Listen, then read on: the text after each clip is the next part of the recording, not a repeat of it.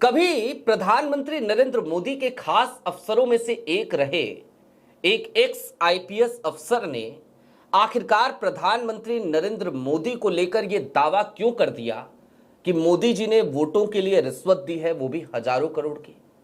इसके साथ ही साथ ज्ञानेश कुमार को भी फंसा दिया और कहा कि ज्ञानेश जी एक काम कीजिए, आपकी छवि बड़ी धूमिल हो गई है, ठीक करना हो ना तो जरा राष्ट्रपति शासन लगवा दीजिए और चुनावों को 6 महीने के लिए टाल दीजिए। 6 महीने तक राष्ट्रपति शासन लगवाइए। रिश्वत क्योंकि खुलेआम बांटी जा रही है, खुलेआम दी जा रही है। ये अफसर कौन है? ये अफसर प्रधानमंत्री नरेंद्र मोदी जी के खास क्यों थे और आज की तारीख में इनका मोहभंग क्यों हो गया है? सारी बातें जरा विस्तार से करेंगे। नमस्कार, मैं स्वप्निल और आप मुद्दा देख रहे हैं। दोस्तों, आगे बढ़ें उससे पहले एक छोटी सी अपील है। मुद्दा इन दिनों एक गंभीर आर्थिक संकट से जूझ रहा है।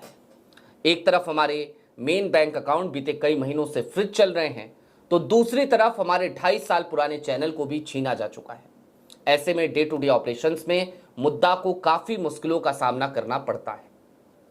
यदि आप सक्षम हो, यदि आप चाहें तो स्क्रीन पर दिख रहे क्यूआर कोड या नीचे दिख रहे यूपीआई नंबर के जरिए हमारी छोटी छोटी मदद आज की तारीख में जरूर कीजिएगा, जिन दिनों में मुद्दा को एक आर्थिक संकट से जूझना पड़ रहा है। अब दोस्तों आगे बढ़ते हैं और आगे बढ़ें तो प्रधानमंत्री नरेंद्र मोदी का एक बयान पहले मैं आपको सुनवाना चाहता हूं। एक बयान जिससे उन्होंने विपक्ष को आड़े हाथों लेने की कोशिश करी थी और कहा था कि ये जो फ्रीबीज है ना, फ्रीबीज, रेवड़ी कल्चर जैसा नाम दिया था। और आपको याद होगा, आप जागरूक दर्शक हैं, आपको याद होगा खूब बहस चली थी कि क्या अरविंद केजरीवाल, क्या कांग्रेस, सब रेवड़ी कल्चर में लगे पड़े हैं, रेवड़ियां बांट रहे हैं, फ्रीबीज बांट रहे हैं, खूब हंगामा कटा था। लेकिन फिर मोदी सरकार इस बारे में चिंतित हो गई कि यार फ्रीबीज से काम चल रहा है तो फिर क्या किया जाए। लेकिन उस समय मोदी जी क्या कहा करते थे, जरा वो सुनिए। कि रेवड़ी बांटने के बजाय चुनाव आए, रेवड़ी बांटो।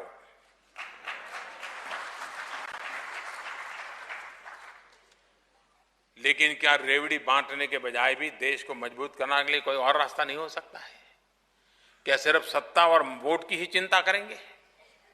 हमने वो रास्ता चुना है, कठिन है, लेकिन वो रास्ता चुना है और उसमें हम एम्पावरमेंट ऑफ पीपल, उसको हम कर रहे हैं। सुना आपने प्रधानमंत्री नरेंद्र मोदी ने क्या कहा था रेवड़ी कल्चर को लेकर?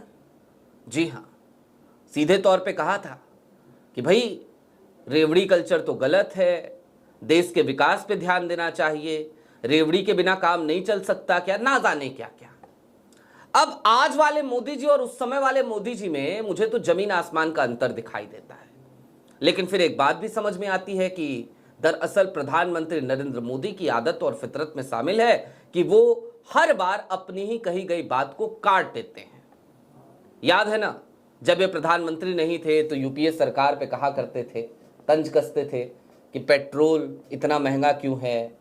ये भी कहा करते थे उस जमाने में कि डॉलर जो है वो मजबूत क्यों हो रहा है, रुपया हर दिन गिरता क्यों जा रहा है। आज प्रधानमंत्री नरेंद्र मोदी जी को अपने वो बयान याद नहीं आते, या फिर हमें लगता है कि शायद वो मोदी जी कोई और मोदी जी थे, ये कोई दूसरे मोदी जी होंगे। खैर, अब आगे बढ़ते हैं।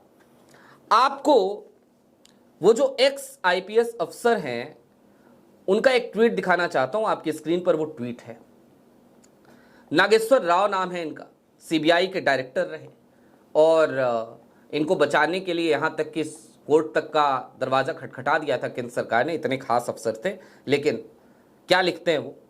Dear election commission of India, prime minister Narendra Modi brazen transfer of ₹10,000 crore in public funds to 75 lakh women in Bihar on the cusp of the state assembly elections is a flagrant act of mass bribery। सीधी बात, bribery शब्द का इस्तेमाल करते हैं कि रिश्वत देने की कोशिश है। लंबा चौड़ा ट्वीट किया नागेश्वर राव ने और इस पूरे ट्वीट के जो मायने हैं जरा वो समझ लीजिए। मोदी जी के खास अफसर ने पहले तो प्रधानमंत्री नरेंद्र मोदी पर यह आरोप लगाया कि इन्होंने चुनाव के ठीक वक्त पे, चुनाव से ठीक पहले रिश्वत दी है 10,000 करोड़ की। और क्यों दी है? वोटों के लिए दी है। आपको याद होगा बिहार की महिलाओं को लेकर प्रधानमंत्री नरेंद्र मोदी ने मुख्यमंत्री रोजगार योजना के तहत 10,000 रुपए की एक किस्त जारी करी और ये टोटल बजट हुआ 10,000 करोड़ का। अब जाहिर सी बात है कि चुनाव के ठीक वक्त पे आप इस तरीके की स्कीमें लॉन्च करने को अब कोई नई बात नहीं मानेंगे, क्योंकि महाराष्ट्र में भी यही किया गया था। वही फॉर्मूला इन्होंने यहां पे भी अपनाया। लेकिन नागेश्वर राव ने सीधे तौर पर चोट किया और ज्ञानेश कुमार को फंसा दिया। उन्होंने ज्ञानेश कुमार को भी लपेटे में लिया और कहा कि देखिए ऐसा है, ये रिश्वत है, ये तो साफ साफ दिखता है। और ऐसे में बिहार चुनाव जब आप 10,000 रुपए की रिश्वत हर घर में पहुंचा चुके हो, उस वक्त पे हो जाएं, तो ये फिर ठीक नहीं है। ऐसे में आपको चाहिए कि आप बिहार की सरकार को फिलहाल तो तत्काल प्रभाव से बर्खास्त कीजिए और उसके तुरंत बाद एक काम कीजिए, और काम ये कीजिए कि वहां पे राष्ट्रपति शासन लगे और चुनाव को 6 महीने के लिए टाल दिया जाए, ताकि ये जो रिश्वत का असर है ना, ये जरा खत्म हो जाए। अब दोस्तों, प्रियंका गांधी भी आज बिहार पहुंची। उन्होंने भी बकायदा कहा कि भाई आज आपको 10,000 रुपए देने की याद आई, अब तक आप क्या कर रहे थे, अब तक क्यों नहीं दे रहे थे। आरजेडी की तरफ से एक ऐलान किया गया, एक वायदा किया गया, तो तेजस्वी यादव पर और आरजेडी पर मुकदमा दर्ज करा दिया गया है।